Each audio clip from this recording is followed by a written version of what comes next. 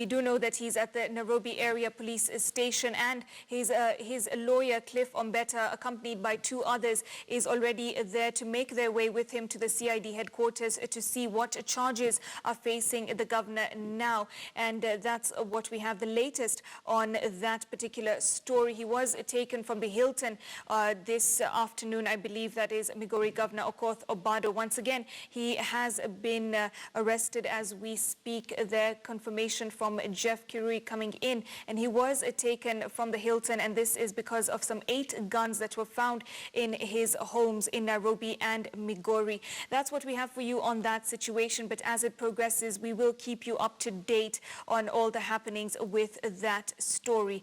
But let's now move on with our bulletin on women and business. That is, of course, our feature that we have for you every week. Now, home decoration often helps individuals to distill tastes and ideas into a design that suits the needs of their home space, whether one needs help creating a functional space plan, rearranging existing pieces, designing the inside of a new home. Seeking the help of an interior designer and decorator is considered important. In this week's episode of Women and Business, Evelyn Perez takes us through her journey as an interior decorator and designer.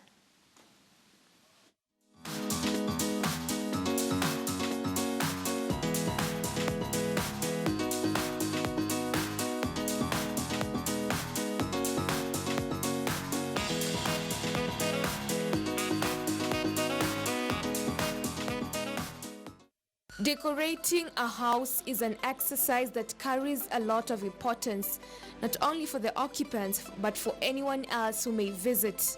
Most often, decorating one's house has always been attached to how you feel about living in your house. In most cases, a person's status in life is defined by the way their house looks. With this, Evelyn Faris saw an open door. This is something you need to do with a lot of passion. It's something that is done with, you need to be very keen. Because this is a service you're giving out to someone else out there. And you cannot just do it with a blind eye. You need to be very creative. You need to get to see what the space that they have. What are you bringing in that will come out uniquely in the market? Just in her mid-30s, Evelyn is an accomplished interior decorator and the founder of Amor Collections. She joined the decor industry 2 years ago in pursuit of a passion and love for art after quitting her previous job. I used to be employed.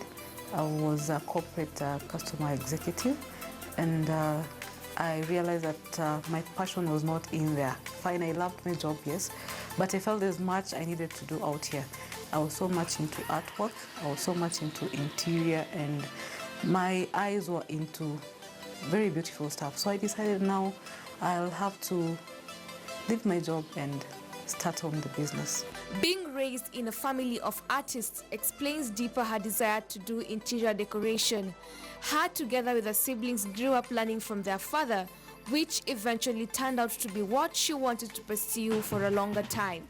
Quite often, the question on capital often crops into entrepreneurs' minds when opting to quit employment and start up a business.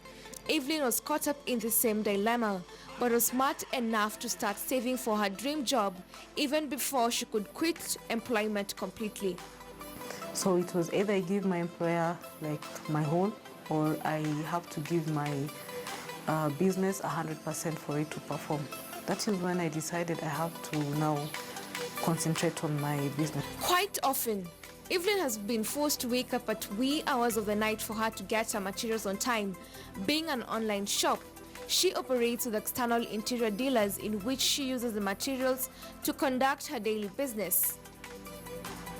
Oftentimes, interior decor has been assumed to be an easy job. When one follows this as a career, things completely different. Oftentimes, one's understanding of art and passion is often tested, even when in discussion with different clients. If you're not passionate about it, then I will say no. This is something you need to do with a lot of passion. It's something that is done with, you need to be very keen. Because this is a service you're giving out to someone else out there.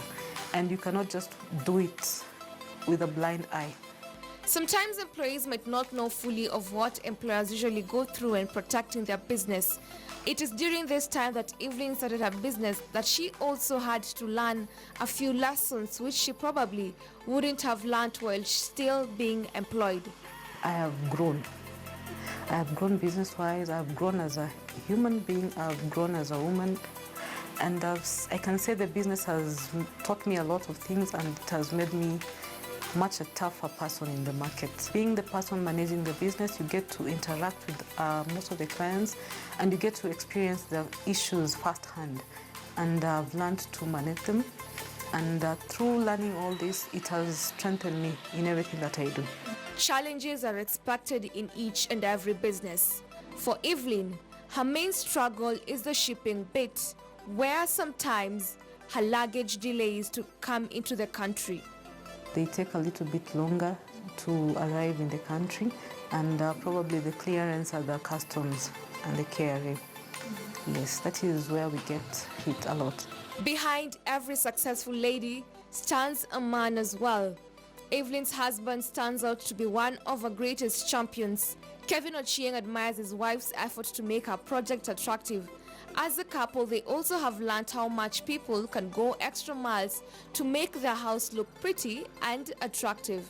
She has this ability to focus on a project, no matter what time of the night it is. She has this ability to want to finish the work, to want to be almost perfect, even though most of us are not perfect. She has this ability to, turn a home that was boring in terms of looks to one that you'd want to run home to once you leave work.